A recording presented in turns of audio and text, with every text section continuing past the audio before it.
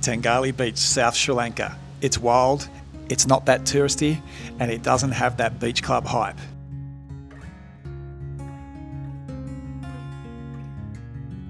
Could this be the best local laid-back beach vibe in Sri Lanka?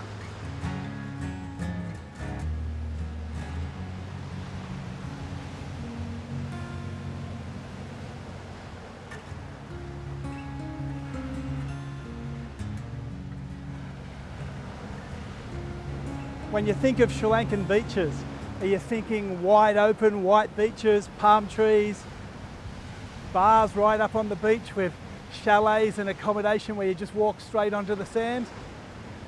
If you are, you've either been here before or you've got the right dream.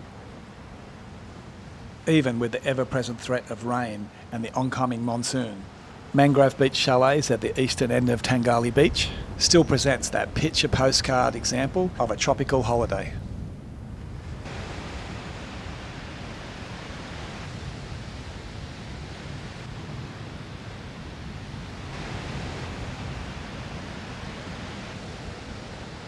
It was still a bit grey. The end of the monsoon is nearing and the wilder side of Tangalle Beach is still showing. Sri Lankan beaches, depending on where you are, on the east coast, west coast, south coast, they're all different, but there's some beauties in there. Some of the beaches here in Sri Lanka will knock some of your top 10 ones straight off that list. There's pure beauty here. Today I'm going to have a look at Tangalle Beach, and it's very different. To me, it's got three different personalities. Right up here on the east coast, you can be secluded, you can be away from everything, you can have the beach to yourself. But go into Tangalle City and you've got accommodation on the beach, in the back streets, you've got the city, the shops, you've got the port, completely different. And then hit the west beaches where you've got Silent Beach and you've got Secret Beach, Surf Beach, completely different again. Little coves, unknown, peaceful and quiet. Tangalle does have a lot of choices, and today we're going to explore them all. Just near the Big Crocodile, there's a couple of beach bars and cafés that seem like they're just about to open, ready for the season.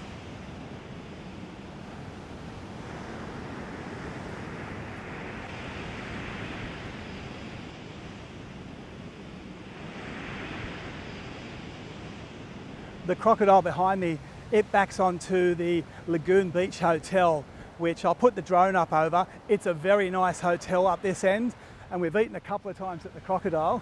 They do a fantastic curry and rice. I haven't filmed it because I don't like doing that overnight, but I can definitely guarantee the Crocodile. I'll leave a location pin down below.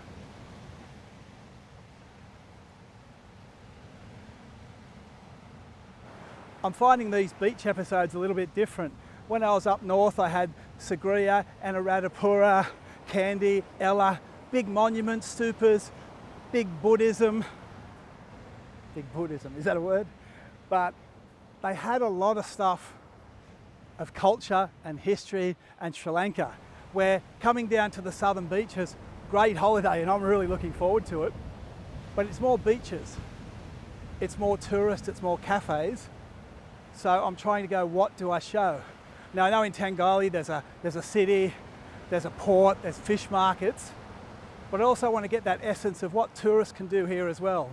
Especially at the moment, like the weather's not that great. We're post-monsoon, at that end of that monsoon. The sun's about to come up, they promise, in the next couple of weeks. But you need to do something also on a beach holiday when it's raining or it's not sunny. So I want to sort of have a bit of an overview of exactly what there is to do in each of these beach areas on the southern coast.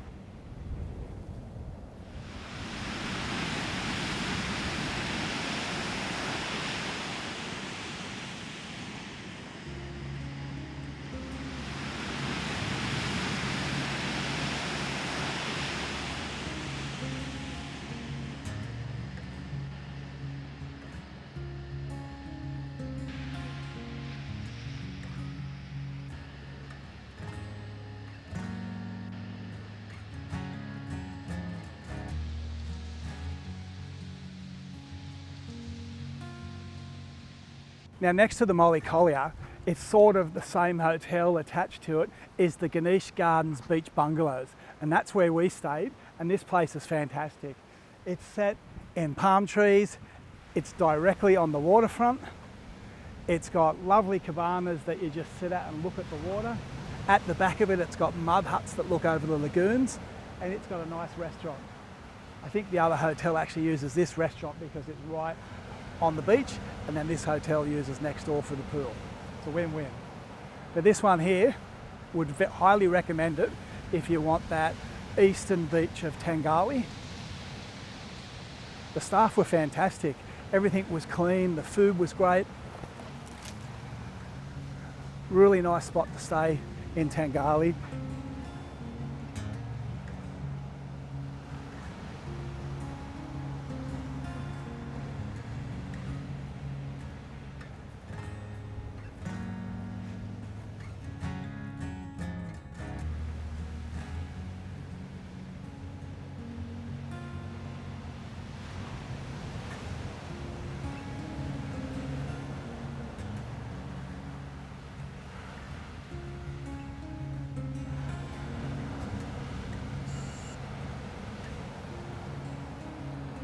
So this is the lagoon side of the hotel, but on this side you've got mud huts, and this all comes straight down to the lagoon.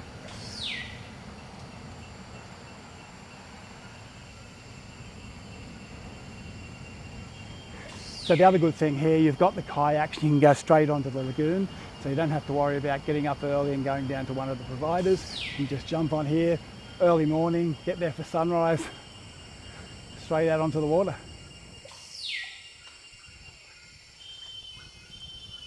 From the hotels down this side, there's a nice little road that just leads straight through. Tuk-tuks can get down here easy. It costs us about 300 Sri Lankan rupiah to get into the main town, which is $1.50. It's an easy trip in. 27-minute walk into the main street. We did a walk to, there's a couple of restaurants that are halfway down the beach. It was about 12-15 minutes. So although you're away from everything, you're still close enough to get in and have different meals, do some shopping, that type of thing.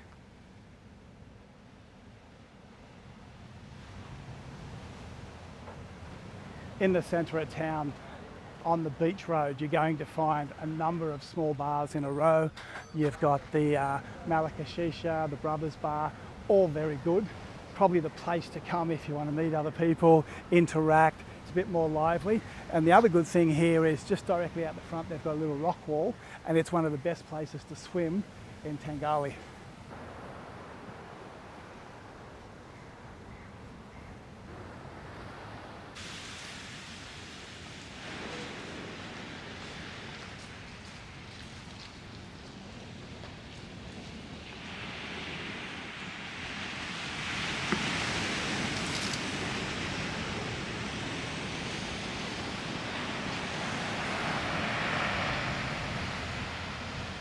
And this area up from the accommodation on the east end, 15-minute walk, easy to do, $1.50 in a tuk-tuk, 300 Sri Lankan rupiah. But there's about 5 or 6 here in a row, all good quality, and they're all that real sunset vibe, lunch vibe, have a swim out the front. So the area out the front here, just where you can see this block of rocks there, it is the most protected place on the beach, and it is where most people come for that swim on what is somewhat of a dangerous beach. There are signs here not to swim, not to wade, but when you get up here, it is one of the easier places to swim. It's also that place where you've got those bars and cafes for lunch and dinner, sunset. So swim, enjoy.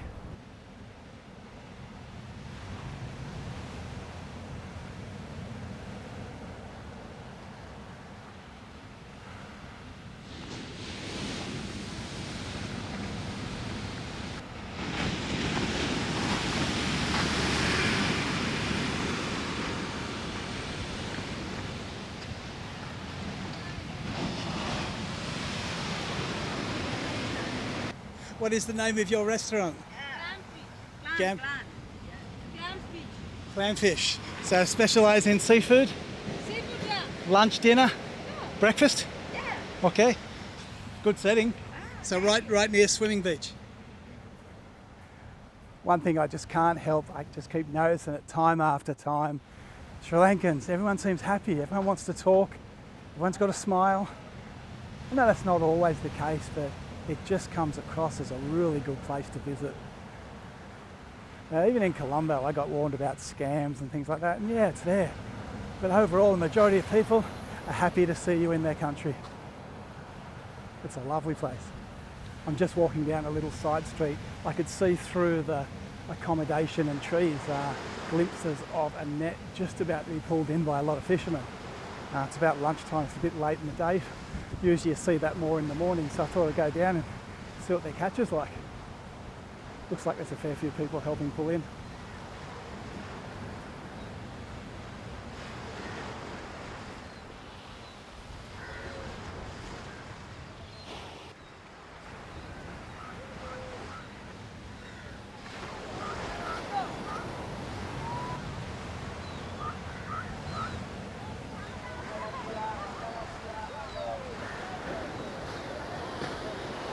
So from what I saw when I was in Trincomalee, I would say this is probably still about a 20-minute pull still in. It's a long, hard pull. You can see the fish jumping around in there.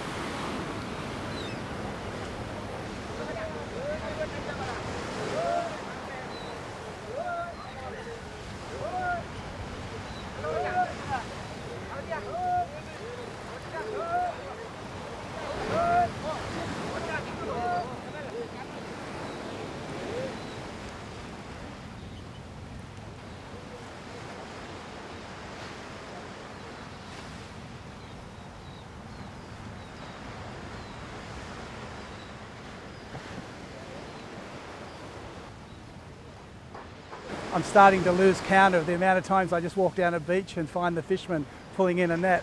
It's just amazing to see every time. A lot of hard work, but at the moment there doesn't seem to be much return.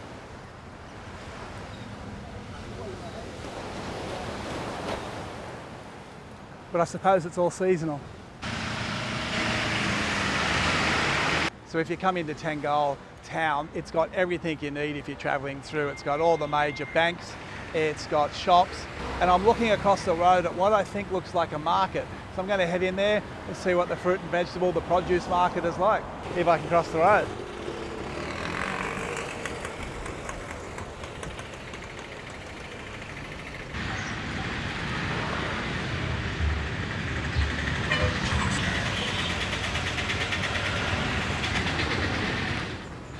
It's always interesting walking into a new market for the first time. What's in here? What will I find? Will there be something new or different?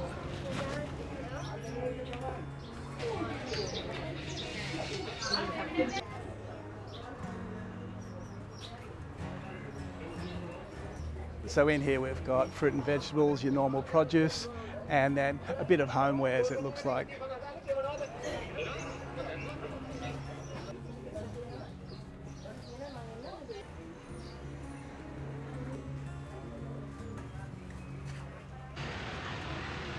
So sewing? Yeah. Do all repairs? Yeah.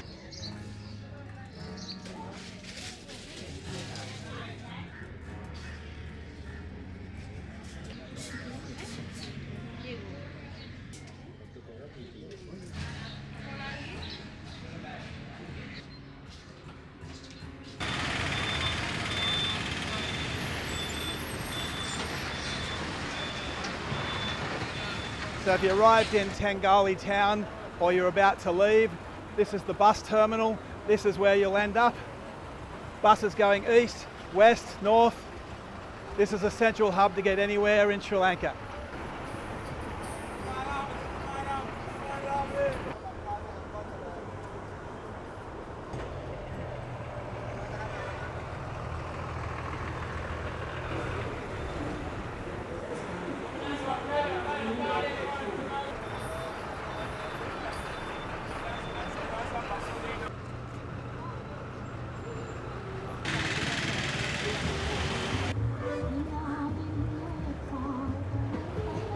I thought I'd stop in at Perlyn Bakers this morning for a bit of breakfast. They've been in operation since 1976 and they're directly opposite the bus stand.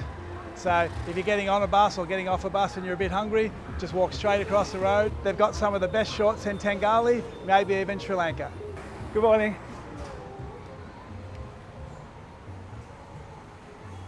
Can I get one egg roll? I'll have here. And is that vade?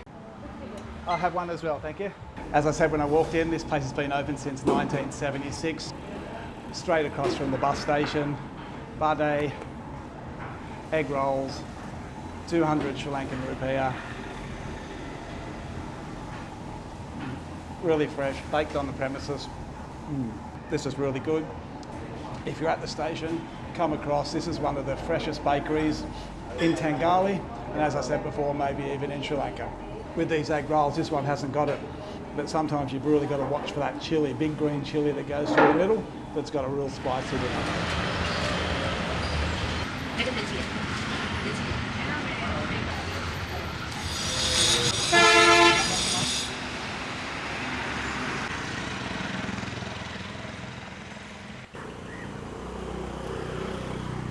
From the town city to the harbour, it's about a 5-minute walk, it's not far at all. I'm going to go down and just see what an actual working harbour, the port of Tangalle looks like, what's happening there. I'm assuming it's going to be full of fishermen, but let's go see.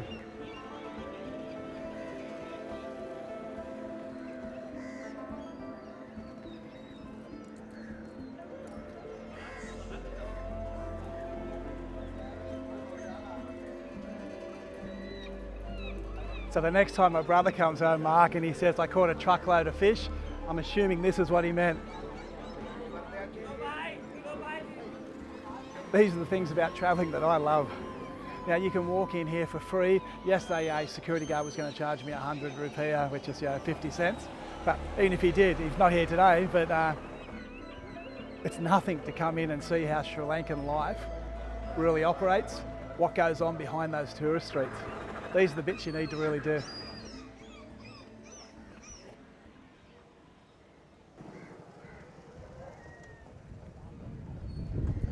So right next to the fishing port, there's a small beach. And to be correct, it's actually Tangalle Beach. It's what's labelled on maps as the main beach. So I assume there's a couple of hotels on the end of the point here. There's a few local people meeting in the park, but it is probably the city beach that then looks onto the main stretch that goes all the way down that we were on this morning. So if you're down this end of Tangalle, it doesn't look too bad for swimming. It's got nice sand. It's actually got a few palm trees and some grass. It's not a bad end of town. I could see this is probably busy on weekends when locals come down to the beach, because I do think this is a better swimming area than some of the beaches. Now a little bit of a bonus here in Tangalle, a little bit further to the west, there's a lot more beaches. Non-touristy, there's ones like Silent Beach, Surf Beach. There's a lot there, and I think I might head down that way tomorrow morning and just have a look at those to show you that you can stay outside of Tangalle, but close enough to come in, but still have some very non-touristy beaches all to yourself.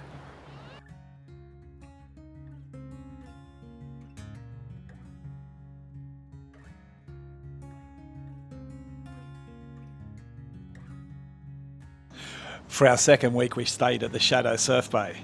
This homestay was perfect, run by a local couple and the best local breakfast we've had in Sri Lanka.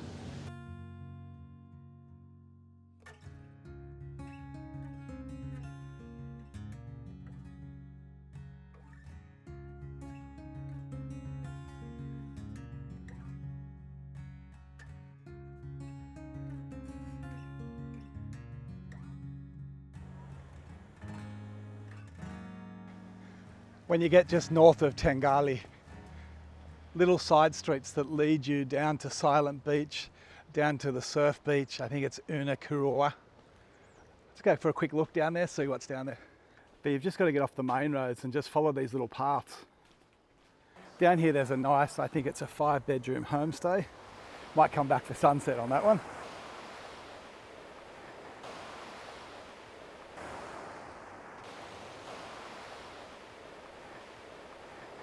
Well, last week I was at Tangalle Beach up on the north end, and today I'm down at Unakuruwa. This is known as Surf Beach, and it's amazing the more I've gone around Tangalle, the amount of small little coves, small beaches, no one really at them, fishermen, local surfers. It's a really nice spot of Sri Lanka. Bit untouched. There is accommodation here, there is cafés, but it's pretty unspoilt. Let's have a look around.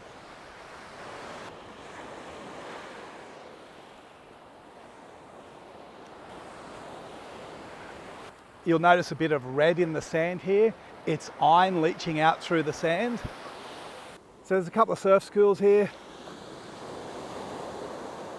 Nice, easy, swimmable beach.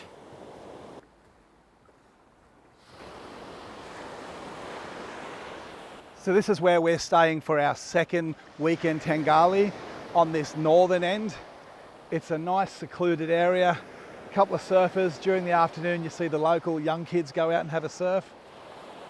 But there's really not much here. A couple of cafes, nice swimming beach. It's pretty perfect. I spoke to the local fishermen last night and they were leaving around 2 a.m. to get back at 7. So it looks like they're pretty much on time and they've got a catch.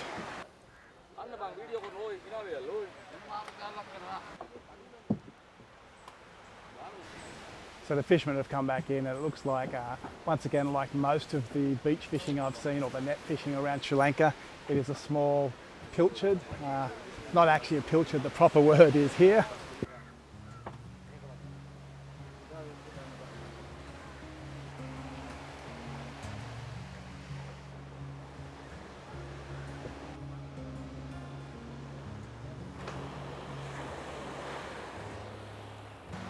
So these beaches are still very much just local fishing beaches. They have some tourism in them, but day to day, it's just local Sri Lankans going along with life, living that fishing life. And then like the owner of my homestay, back to work at 8:30 to look after their tourism ventures. Bit of a hand in everything. I have a slight dilemma when I'm down here on the beaches. I've just been up north, if you've probably been watching, Unakuruwa, the national parks, Maneria, Kador, Wilpatu, been to the temples of Dambula, Kandy, through Ella, the train, all of the big stuff. But now I'm down at the beaches and I'm not sure of my style as I walk across a beach and go, oh, here's a beach. So the idea is to try and find what's different, like fishermen today. But I'm not sure how this will go for the next 6 weeks, so stick with me. I'll probably show a bit more about food, a bit more tourist places, but that's what it is down here. So come for a walk and let's see what's on the southern beaches for the next couple of weeks. So once you've been to the surf beach, if you keep following the road, which is quite capable for cars and tuk-tuks, it takes you to a dead end on the other side, and that's the northern end of Silent Beach. Silent Beach has a big resort on it, but it's still pretty untouched as far as the beach goes.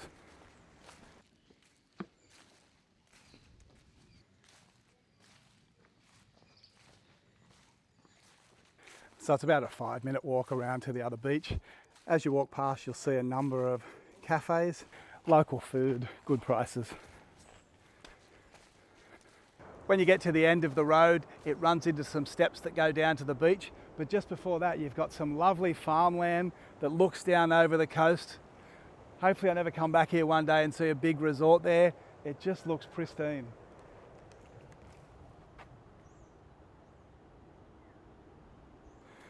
So you just follow the stairs down, short walk down, and we should be at the beach. Probably only about 25-30 stairs, so it's not too difficult. And it leads you down to what looks like, I think there's a bar down here. There might be a good place for sunset, but I think I'm running out of days for that. Wow, I was warned by our host that this beach is a lot rougher, a lot bigger swell. He said that the surf beach is a lot better for swimming. I can see what he means. This one's got a full wave coming in. and just that big suck coming back. This is wild. And you can see that resort down the end, but there still is a lot of natural beach here. So it looks like you've got the Silent Point restaurant and bar here. If you're after somewhere to sit back, watch the waves, this looks like the perfect place.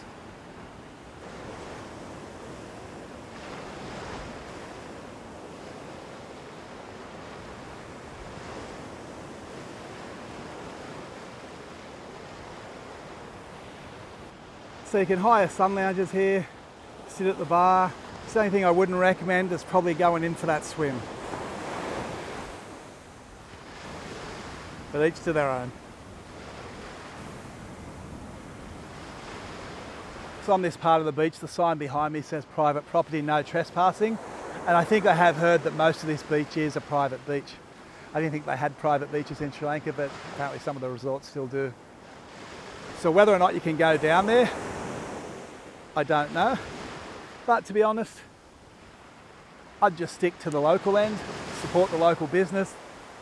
Nice stretch of sand here, no different than that on the other end. I think what I'll do now is stick the drone up and let's have a look at the beach from the sky.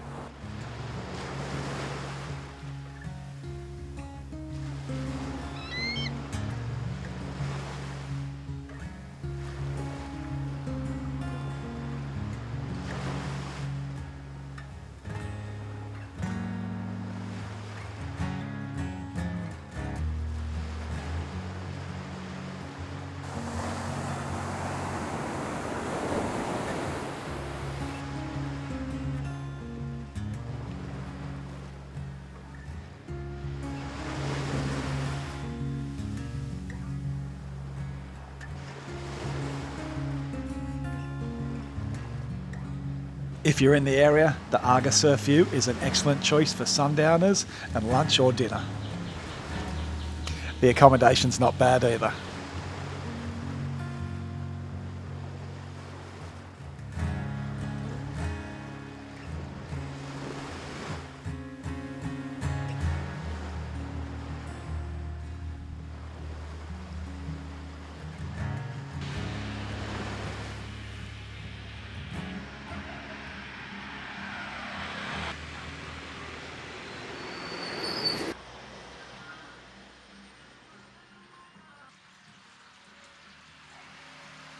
Cheers to Friday night. Cheers.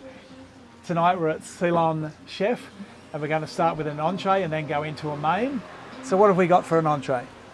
So apart from the complimentary papadons, which is just perfect beer food, we've ordered the hot battered mushrooms because again, perfect beer food. It's crunchy, spicy, gooey, just yum diddly yumtious.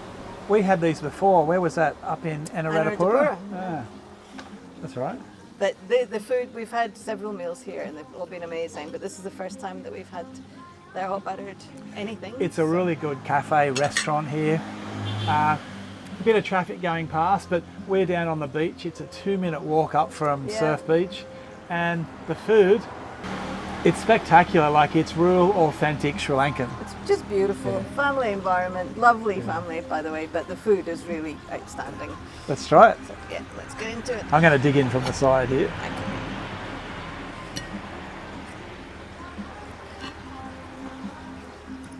That's really thick. That's got vegetables, there's carrot, there's like a pepper. We do ask for proper Sri Lankan, so it's got a hit. Hit, yeah. We have that problem where I like full Sri Lankan and you're like 90% Sri Lankan. And sometimes there's that in between where Lynn goes, uh-oh. But I would say 90% of the time when you say full Sri Lankan, they really dumb it down. So now they know us well enough here to know that when we say full Sri Lankan, we mean full Sri Lankan, and that's good. So what exactly is it? I've seen on a lot of menus you get buttered mushrooms or battered mushrooms. Yeah. Is it the same thing? Well, we've been told to two different things, but basically I would say it's like floured, so like battered, I suppose, but in spices, and then it's deep fried, so you've got that crunchiness, but then they, just as they take it off the heat, I believe, then they coat it in this secret sauce, which is different everywhere, like everything. This one is different because it's got more vegetables and stuff More on top. vegetables. It's a thicker, like, it's not gravy, but it's more gluggier. What's the word I'm looking Yeah, for? like we've had it elsewhere that's been more like this. That's like crunchy. You know, you sit and you have beer. Beer and food. Yeah. Yeah. If you're in Sri Lanka and you're sitting in a bar or sitting in a beach cafe and it's lunchtime, battered mushrooms. We don't day drink. If you're a day drinker. But this is more knife and fork or spoon and fork, but equally just delicious. So, yeah, really yum yum yum. Okay, we're going to get into it, and then our main should be arriving soon, and we'll see what that's like. We're starting to find that Sri Lankan hospitality includes quite large portions. Very, very generous people, the Sri Lankans. Yep. Okay, we'll see you after this one.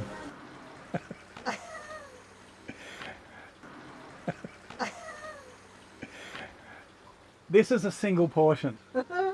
This is for one person. We travel and we go, should we just have the one portion? We think, it's rude for where we are, but this is a single portion. This is our entree leftovers, but here we've got More fresh papadums. papadums. Then we've got some mango chutney, some chili if we need some more chili. This one's, it's more of a smoked chili. Beautiful. It's like a chili seed, but a bit smoked. Yeah. It's not spicy. No, just to me that's a bit depth, sweet. Yeah. Yeah. Now, if you've been to Sri Lanka or you're coming soon, you'll get used to this one. This is coconut sambal. So it's shredded coconut. It's usually got some shallots or onion in there, some tomato. It's a nice base. It's really good mixed in with rice. To me, it's almost like the Sri Lankan version of parmesan. Yeah. But yeah, I can you see. sprinkle Yeah, it on top, it it's adds a nothing like different- cheese, but it's it gives nothing it. like cheese, Yeah. But it adds that different texture and just brightens Yeah. everything. And then you've got your Sri Lankan red rice, and then the three stars that I think of. You've got your chicken curry, dal curry, and your vegetable curry. And like everything here, it's just a matter of grabbing your rice and then mixing everything together. You prefer to have it separately. No, but I know the Sri Yeah. Lankan way is to mix To it. mix, yeah. But can I just say with Yep. the rice and curry, when you order rice and curry, if you want chicken version, that's a separate thing. If you just order rice and curry, you never know what you're going to get. You know you're going to get rice, you know you're going to get sambal, and then it can be a selection of anything from 2 to 5 or 6 small. Yeah, portions. it's always different, isn't it? Yeah. Yeah. It's the same as like we've got vegetable this time. Sometimes you can just get a nice potato curry Sometimes or it's beetroot. pumpkin. It's been a whole Yeah. heap of different things on this trip. Yeah. It's going to get rid of all the So spectators. I think the only thing that you actually specifically order is the protein, whether you want fish or chicken. Or prawns is the third one that Sometimes usually prawns or comes up. Yeah. calamari. Or you can just do away with the whole protein, the meats, and just do the vegetarian version. Yeah. You It's don't ask simple. vegetarian, you just say rice and curry, Yeah, and you get done. rice and vegetable curry. And that's Often typically these probably how it beautiful is in a lot of the villages anyway. Yeah. Yeah. It's Okay, all we're going to get delicious. into this. Bit of a taste test, see what it's like. I know what it's going to be What- like. yeah. It's going to be amazing. A lot of the dals are different. You get some really thick dals, and then you get those watery. This one's a little bit in the middle tonight. Think your mum's homemade soup or homemade anything. It's going to be different, not village to village, but house to house. It's different. Night to night in the same place. Like we've had this how many times this week? And it's slightly different 4 or every 5. This is what I like to do with the coconut sambal. Just put it in with that rice. I give it about 3 or 4 good spoonfuls and just mix that in. To me, it makes the rice perfect with a little bit of extra chili.